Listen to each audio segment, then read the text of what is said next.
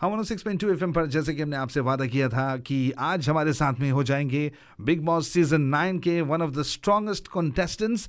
और यस, आज हम बातें करने जा रहे हैं कीथ सेक्वेरा से। और Keith is not just the big Boss season 9 contestant, लेकिन इंडिया के one of the top most popular VJs रह चुके हैं। और आज इनसे हम बातें करने जा रहे हैं हम 106.2 एफएम पर। Keith, welcome to the show. Thank you very much, and yes, glad to be on Hum FM. सुना बहुत है ऑकलैंड में आप लोग बहुत अच्छा करते हैं वहाँ पे, और हमारे सारे इंडियन फैंस को और बॉलीवुड के फैंस को न्यूजीलैंड में हमारा सादर प्रणाम। मुंबई से अभी निकला हूँ बिग बॉस 9 के घर से, और जिंदगी अजीब लग रही है। ये 3 महीने कैद होने के बाद ऐसे लगता है कि पता नहीं कहाँ आ गए, यूएफओ ने कहीं आके गिरा दिया हमें। लेकिन बहुत मजा आया, बहुत अच्छा लगा। तो शुक्रिया आपसे बात करने के लिए, और देखते हैं अभी क्या आगे क्या होता है लाइफ में। और कीथ, ऑफ कोर्स, जब आप बिग बॉस सीजन 9 में आपने एंटर किया था, तो उस समय से फ्रॉम द फर्स्ट मोमेंट जो व्यूअर्स हैं इनको लगा कि यार क्या शख्सियत है। मतलब हमारे ऑफिस में यहाँ पर लड़कियाँ जो है, मेरी को होस्ट सैंडी है और साथ साथ में काशिका है, एवरीवन, जितनी लड़कियाँ वो सब आप पर मर मिटी, बोली कि यार बंदा ऐसा होना चाहिए। और हम लोगों को बहुत जलन हो रही थी उस टाइम पर, बट देन ऐसी आपकी छवि बनी रही। और ऑफ कोर्स घर के अंदर भी हमने देखा कि चाहे वो प्रिंस हो, चाहे वो ऋषभ हो, और जब अमन भी थे, एंड ऑफ कोर्स सुयश वगैरह जो थे, सभी आपको वो रिस्पेक्ट देते थे। और आपका एक मतलब आपकी एक वो लीडरशिप क्वालिटी थी, या आपका वो ऑरा था जो लोगों ने बहुत एंजॉय किया। नाउ यू इस स्टेज पर आकर इन द फाइनल वीक आपको घर से जब एविक्ट किया गया, हाउ सरप्राइज्ड वर यू, और did you see this coming? जी एक्चुअली 2 तरफा है ये, बिकॉज क्या हुआ कि 13वां हफ्ते में कहीं जाकर मेरे जो अभी जो हादसा हुआ था मेरे फैमिली में, तो मेरे छोटे भाई की उनका जन्मदिन आ रहा था 11 जनवरी को। तो उसके आसपास कहीं मैं सहम गया था, अपने में चला गया था थोड़ा सा। आई थिंक वो जो इमोशंस दबाए थे मैंने 2 महीने के लिए, वापस आने के बाद सारे जो इमोशनल स्ट्रगल होता है वहाँ पे घर में, वो कहीं ना कहीं वापस आया। और मेरे साथ ये है कि मैं सहम जाता हूँ अपने अंदर। I am an implosive person, explosive नहीं हूँ जैसे कि आपने देखा है। तो वो चीजें अफेक्ट कर गई मुझे, और मैं थोड़ा सा ठंडा हो गया, तो दिखा नहीं मैं 1 हफ्ते के लिए, 10 दिन के लिए वहाँ पे। और सलमान जी जो हमारे होस्ट है, जो इतने काबिले तारीफ है, वो बार बार मुझे बोल रहे थे कि प्लीज थोड़ा देखो यार, कुछ बोलो। तो मैंने कोशिश तो की थी अब, लेकिन मेरी शख्सियत में ही ये है कि मैं थोड़ा सा इमोशनल हो जाता हूँ, अपने आप में आ जाता हूँ, तो आई थिंक इस गेम का फॉर्मेट ही ऐसा है कि आप 13th वीक में तो नहीं कर सकते। अगर आपने 4थे या 5वें हफ्ते में किया तो आप बच सकते हैं, लेकिन 13वें हफ्ते में अगर आप जाकर सहम जाते हैं, जो भी वजह हो आपकी, आप दिखते नहीं हो, तो कहीं ना कहीं वोटिंग ऑडियंस जो होती है वो डिसाइड नहीं कर पाती किस तरफ जाना है, और आपसे वोट निकल आते। तो मुझे लगा हल्का सा कि मैं डेंजर हूँ। इनफैक्ट मैंने ऋषभ को भी उसके 1 ही दिन पहले बोला था कि मैंने कभी आपको उसने बोला कि आप हमेशा मुझे अंडर एस्टिमेट करते हैं। मैंने कहा ऋषभ, आपको अंडर एस्टिमेट नहीं करता। इनफैक्ट मैं ये भी कहूंगा कि इस हफ्ते आपने बहुत अच्छा प्रदर्शन दिया, और कोई जाने वाला होगा तो शायद मैं हूँ। और तो मुझे थोड़ा सा अंदाजा था, लेकिन ऑब्वियसली बुरा लगता है कि आप इतने दूर आए हो सफर में, जब आपको लगा भी नहीं कि आप थोड़े से मिसफिट हैं वहाँ पे, लड़ाई झगड़ा चाहिए, और आप थोड़े शांत मिजाज के हैं। तो मैंने कहा कि अब इतने दूर आ गया और होपफुली मैं जीतूंगा भी। तो यही था कि बुरा तो लगा ही बहुत, सब कुछ छोड़ के और शो को उस मुकाम पे आके छोड़कर काफी कठिनाई हुई, बट यही लाइफ है, सीख मिलती है। बिग बॉस सीजन 9 के कंटेस्टेंट होने के बाद ऑफ कोर्स आप हमेशा लाइमलाइट में रहे हैं, और एक बहुत बड़ी शख्सियत आप की है, आपकी बहुत बड़ी फैन फॉलोइंग है। लेकिन बिग बॉस सीजन 9 में आपकी बड़ी सोच है। हाँ जी। नहीं नहीं, मतलब आपका बड़प्पन है, मैं तो बहुत छोटा सा शख्सियत हूँ।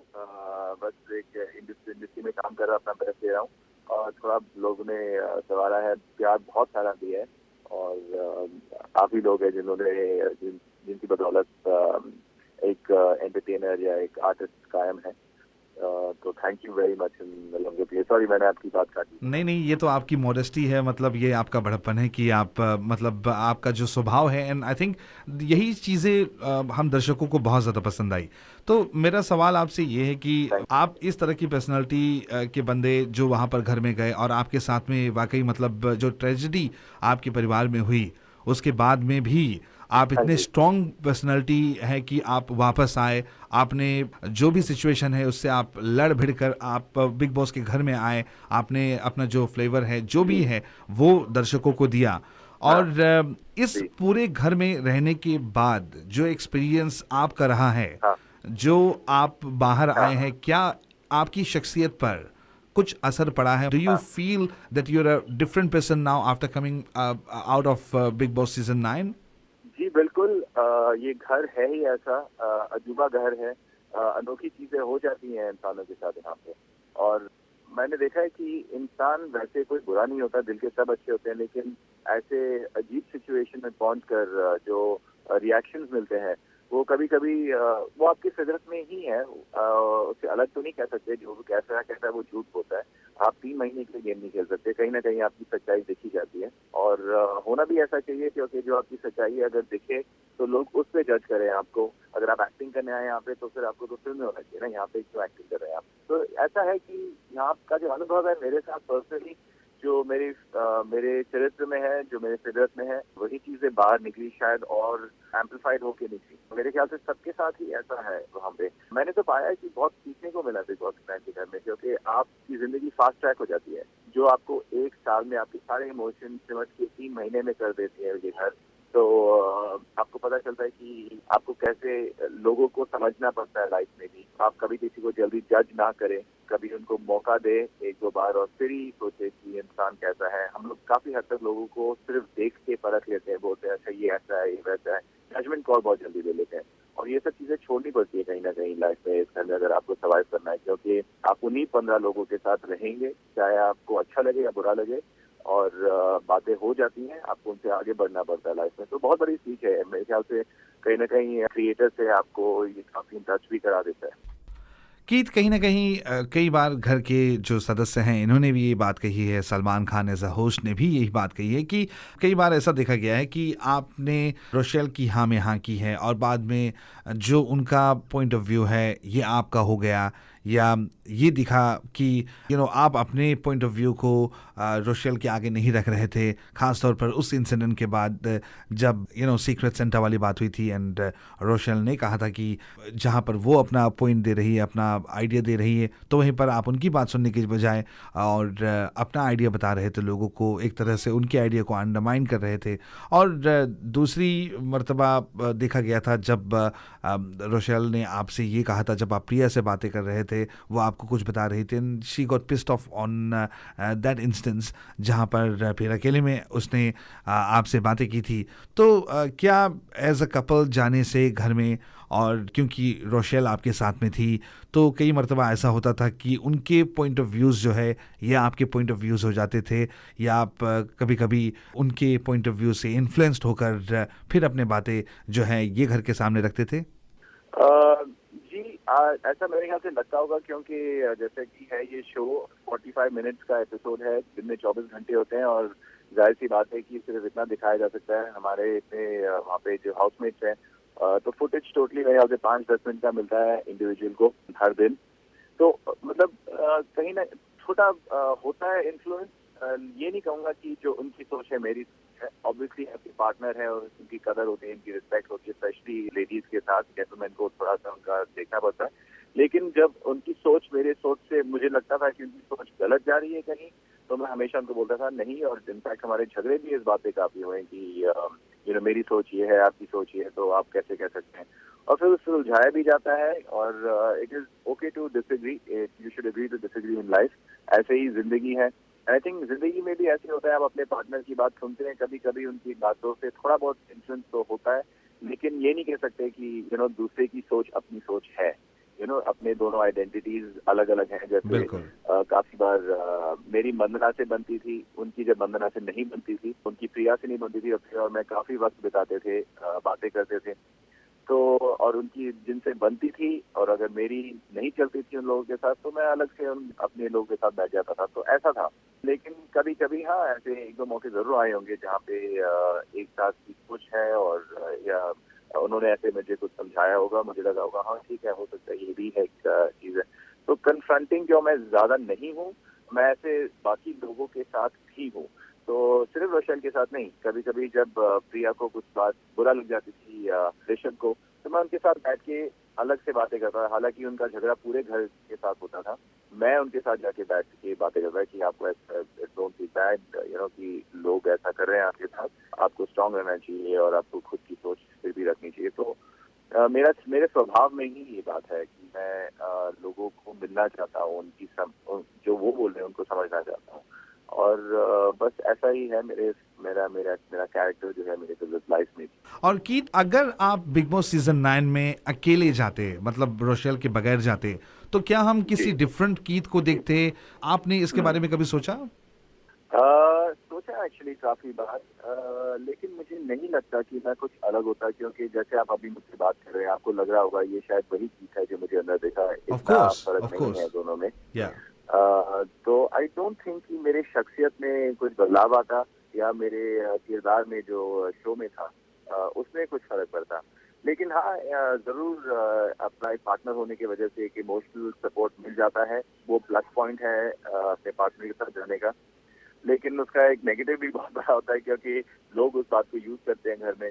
अगर मुझे अटैक करना होगा तो वो बोलेंगे कुछ कि आप रोशल के साथ ऐसे हो, हमारे साथ जस्ट बोलने के लिए। इनफैक्ट हुआ भी मेरे साथ एक टास्क में, एक हाउसमेट ने बोला मुझे कुछ रोशल के बारे में कि आप ऐसे हो, इसकी बात करते हो। फिर टास्क की बाहर आने के बाद उन्होंने इमीडिएटली बोला मुझे, आई एम सॉरी कि मैंने वो सब बातें बोली थी टास्क में, मैं आपको एज अ संचालक आपको थोड़ा इमोशनली अनस्टेबल करना चाहती थी। तो ऐसा बोला भी मुझे। तो होती है मतलब ऐसी नेगेटिव बातें वहाँ पे जो लोग यूज करते हैं। और एविक्शन के टाइम बहुत डर लगा रहता है, अगर दूसरा वाला एविक्ट होने नॉमिनेटेड है। और तो दोनों दो तरफिया जैसे कहते हैं, वही चीज है। कभी अच्छा होता है तो उसी के साथ, कभी कभी उसी बात को लेके आपके साथ बुरा भी हो सकता है। कीथ, अगर देखा जाए तो घर में जो अन्य सदस्य थे, उनके साथ में आपका जो हाँ रिलेशनशिप रहा, जो एक्सपीरियंस रहा, घर से बाहर आने के बाद में जिन जी लोगों के साथ में जी। आपकी अच्छी बनी या जिनके साथ में शायद नहीं बनी, जो भी है, आप उसके बारे में कुछ शेयर करना चाहेंगे? इंडिविजुअल जो हाउसमेट्स थे, उनके साथ में आपका रिश्ता कैसा रहा? आई थिंक मेरा रिश्ता बाय एंड लार्ज तो अच्छा ही था सबके साथ, किसी के साथ बुरा हुआ नहीं है सच। आई थिंक झगड़े एक बार दो बार वंदना के साथ हुए, क्योंकि हम दोनों बंधन में आए थे। वो काफी जो चीजें करना चाहती है खुद के हिसाब से करना चाहती है। तो इनिशियली मेरा था कि मैं पेशेंट बहुत था, बट जो मेरे अंदर का जो आत्मा जब खोया तो हमारे झगड़े भी शुरू हुए थोड़े। लेकिन फिर भी काफी सुलझे घर में ही हम लोग। काफी वंदना काफी मेरी रिस्पेक्ट करती थी, बातें सुनती थी मेरी। हम दोनों बातें करते थे बाद में कि आपको ऐसा नहीं करना चाहिए, शायद थोड़ा अलग से रहना चाहिए लोगों के साथ। मंदना का तो हमने ये भी देखा था कि वो भले ही घर में किसी की बात नहीं सुनती थी, लेकिन आपकी बात वो मान लेती थी। हाँ जी, तो वही था, एक रिस्पेक्ट है उनका। तो वो कहते थे ओनली सेंसिबल गाय, मैच्योर गाय, जो जिनसे मैं बात कर सकती हूँ, इनसे ये हमें जो ये बेवकूफ लड़का के साथ नहीं बात कर सकती इस गाड़ में करके बोलती थी वो। Of course. तो हाँ जी, तो बड़े मजे करते थे हम लोग साथ में। हमारे झगड़े भी जैसे हुए, उसके बाद सुलझ भी जाते। उसको पता था कि मैं उस लेवल तक कभी नहीं जाता कि मैं बेइज्जती करूँ किसी औरत की या किसी लड़की की घर में। और हम लोग बातें अच्छे करते थे। लेकिन प्रिंस मुझे हमेशा बहुत रिस्पेक्ट देता था। ऋषभ भी मुझे बहुत रिस्पेक्ट देता था एज अ ब्रदर। सियाश भी। आई थिंक रिश्ते लगेंगे हमारे बाहर आके। आई थिंक लोगों के साथ काफी बनी मेरी घर में। और बाहर एक म्यूचुअल जिसे कहते हैं रिस्पेक्ट, क्योंकि अंदर दोस्ती तो कहना मुश्किल है, झगड़े इतने सारे होते हैं। लेकिन एक रिस्पेक्ट जो होता है, अगर वो बाहर आप लेके आए तो शायद रियल लाइफ में वो दोस्ती में भी बदल सकती है। कीथ, अब घर से आने के बाद में अब कुछ ही दिन बाकी है, सैटरडे को फिनाले होगा. Who do you think apart from हाँ Rochelle? जी, I'm gonna say apart from Rochelle हाँ because जी, I know कि यस। Rochelle first है आपकी लिस्ट में, जो आप सोचते हैं कि वो जीतेगी, and ji, of course she has all the capabilities. अभी जो सनी लियोनी ने जो उनको जो टास्क दिया था, she did it wonderfully. उनकी जी, जो पर्सनालिटी है बहुत अच्छे से उभर कर सामने आ रही है, and people are loving her. हाँ तो जी, उनके अलावा जी। who do you think deserves to win? जी, आई थिंक सभी डिजर्विंग है। अगर आप एक नाम का पूछे, मैं पहले तो ये बोलूंगा कि इतनी दूर आने के बाद, क्योंकि लोगों ने आपको सराहा है, बचाया है नॉमिनेशन के बाद, और इस 15वें हफ्ते में लेकर आपको कायम रखा घर में, तो ऑब्वियसली सभी डिजर्विंग है। सबकी जो पर्सनालिटी, इंडिविजुअलिटी, जो इनकी छवि है, सब दिखी है लोगों को, और काफी डिजर्विंग है सब। लेकिन अगर मैं एक नाम लूंगा रोशेल को छोड़ के, जो मुझे जेन्युइनली, और मैं उसकी वजह भी आपको दे सकता हूँ अगर आप पूछे तो, आई थिंक प्रिंस एक दूसरा एक ऐसा है, क्योंकि आई नो थोड़ा सा गलत किया है वो एंड में ईश्वर के साथ जो दिखा बाहर, लेकिन उससे मेरी बात हुई, और वही होता है कि आपको जो दिखता है उसी पे आप जजमेंट कॉल ले लेते हैं। लेकिन उसने जैसे कि समझाया, ईश्वर भी खुद बाहर आकर बोल रहे हैं कि नहीं, हमारी अंडरस्टैंडिंग की और जो बातें हुई हैं, मुझे खूब समझ है कि एग्जैक्टली क्या हो रहा था वहाँ पे प्रिंस के साथ और मेरे साथ। तो मैं प्रिंस का नाम लूंगा, क्योंकि एक जो यूथ होता है उसको बहुत सपोर्ट कर रही है, बहुत स्ट्रांग है वो वोटिंग में, और देसी बंदा है, पंजाबी है, ये सब चीजें उसके लिए बहुत अच्छी रहेंगी मेरे ख्याल। मंदना और ऋषभ, इन दोनों का अगर देखा जाए तो इनके कितने चांसेस आपको लगते हैं? आई थिंक ऋषभ के चांसेस ज्यादा लगते हैं। मंदना की इसलिए सबसे शायद जीत ही जाए वो। मैं ऐसे नहीं बोलूँ कि मंदना नहीं जीत सकती, बिल्कुल जीत सकती है। लेकिन जो उन्होंने एक बात बोली बार बार घर में दोहराई, ये बात ये है कि मैं यहाँ पे एक गेम खेले आई हूँ, ये मैं असल में नहीं हूँ। जो बातें हुई है मेरे साथ बाहर, मैं बिल्कुल अलग हूँ। तो मेरे ख्याल एज एन ऑडियंस अगर मैं देखूं और ये कंटेस्टेंट बार बार ये कह रहा है, तो मैं ये सोचूंगा कि यार अगर आपकी असलियत नहीं है तो मैं क्या देख रहा हूँ। ठीक है, आपने एंटरटेन किया है, ये किया वो किया, लेकिन आप कौन हो, आपकी सच्चाई क्या है, या आप क्या पेश कर रहे हो। तो I think as an audience मेरी सोच तो यही होगी कि यार अगर आप साफ साफ बोल रहे हो कि आप ऐसे नहीं हो, तो मैं कैसे वोट कर सकता हूँ आपको कि आप जीते। मुझे तो ऐसा एक बंदा चाहिए जो विनर हो, जो मैं बोल सकूं कि मैं उसके साथ, उस बंदे के साथ जो उसकी असलियत है, उसके साथ रोया, इमोशन फील किए, कभी हंसा, अपने खुद पे वो हंसा, लोगों पे हंसा, और कभी उसके इमोशन ज्यादा निकले, तो वो सच्चाई मुझे बहुत पसंद आती है। वेल कीथ, अब तो प्रोग्राम की समाप्ति पर हम पहुंच चुके हैं। जाने से पहले एक और सवाल मैं आपसे पूछना चाहूंगा। Salman Khan as a host और जो सेलिब्रिटीज आए थे वहां पर, मतलब of course Bigg Boss season 9 में शाहरुख खान, सलमान खान जब इकट्ठा हुए, टुगेदर हुए, और इसके साथ साथ में और भी बहुत सारी बड़ी बड़ी हस्तियां जो है वो आई, जिनके साथ में आपने मजे किए, बहुत सारे टास्क वगैरह आपको दिए गए, तो वो जी आप जी जी, अपने बिल्कुल तरीके बिल्कुल से बताइए। यस। जी। सलमान खान अभी जितना भी मैं बोलूँ कम रहेगा, क्योंकि एक ऐसे इंसान है जो कम्प्लीटली अनबायस्ड है, बहुत ही जेंटल बेनेवलेंट इंसान है। चीजें ऐसी कर जाते हैं बिना कुछ कहे जो आप सोच भी नहीं सकते हो। मतलब ऐसी एडवाइस देते हैं, मार्गदर्शन करते हैं सारे कंटेस्टेंट्स का। हम लोग तो ऐसे वेट करते थे सैटरडे एपिसोड के लिए, जैसे कि आप प्रेशर कुकर में अभी सीटी बजेगी और सारा प्रेशर निकल जाएगा सैटरडे के दिन, मजा आएगा। और वो हंसाते हैं, मतलब लोगों को डांटते हैं, लेकिन बताते हैं देखो भाई, जो आप कर रहे हो शायद टीआरपी के लिए बहुत अच्छा होगा, लेकिन आपके लिए पर्सनली बहुत खराब बात है, इस चीज में गौर फरमाए। तो इतने बढ़िया होस्ट, इतने सुलझे हुए और इतने मजे से करते हैं ना, मतलब आप उनको दिल दे देते हो अपना, ऐसे हैं इंसान। और बहुत उन्होंने मुझे भी जो इतना हौसला दिया, बढ़ावा दिया, और मेरी जो प्रशंसा की है उन्होंने, आई ऑलवेज फेल कि as not just Salman Khan ji the actor, but as a human being I am honoured to know someone as wonderful a person as he is. Keith, आप न्यूजीलैंड आए हैं? जी नहीं, लेकिन आना जरूर चाहूंगा। मैंने सुना बहुत है, ऑकलैंड के बारे में बहुत सुंदर है, और मैंने सुना वहाँ पे जो जगह है न्यूजीलैंड में देखने लायक है, मतलब कश्मीर है वहाँ की। तो मैं जरूर आना चाहूंगा, कभी मुझे मौका मिला तो हमें देखना चाहूंगा मैं। और ऑस्ट्रेलिया तक तो आ ही चुका हूँ, 2 कदम आगे जरूर आऊंगा अगली बार। ओके, तो जाते जाते बस एक बार फिर से शुक्रिया था आपका हम करना चाहेंगे कीथ, मतलब अपने बिजी स्केड्यूल से आपने समय निकाला हम एफएम के लिए, हम एफएम के लिसनर्स के लिए, and we wish you all the best in your future. और ऑफ कोर्स जब रोशल एज अ विनर आती है या जो भी होता है, मतलब रोशल से भी हम बातें करना चाहेंगे, और जब आप न्यूजीलैंड आए अगर रोशल के साथ में आते हैं तो ज़रूर both of you are more than welcome at Hum FM. आप ज़रूर आइएगा यहाँ पर, हमारे लिसनर्स से बातें कीजिएगा स्टूडियो से, तो होपफुली बहुत जल्द आपको हम यहाँ पर this part of the world देखना पसंद करेंगे। Thank you. Thank you very much. मेरे सारे जो रोशल के हमारे सबको कहना चाहता हूँ कि थैंक यू आपके सपोर्ट और प्यार के लिए, तहे दिल से शुक्रिया आपको और आपके रेडियो स्टेशन को, मैंने मुझसे बात की और बहुत अच्छा लगा आपसे बात करके। Thank you very much. Thank you. और बातें कर रहे थे हम कीथ सिक्वेरा से, जो कि बिग बॉस सीजन 9 के कंटेस्टेंट रहे और जो इन द फाइनल वीक घर से बाहर हो गए थे।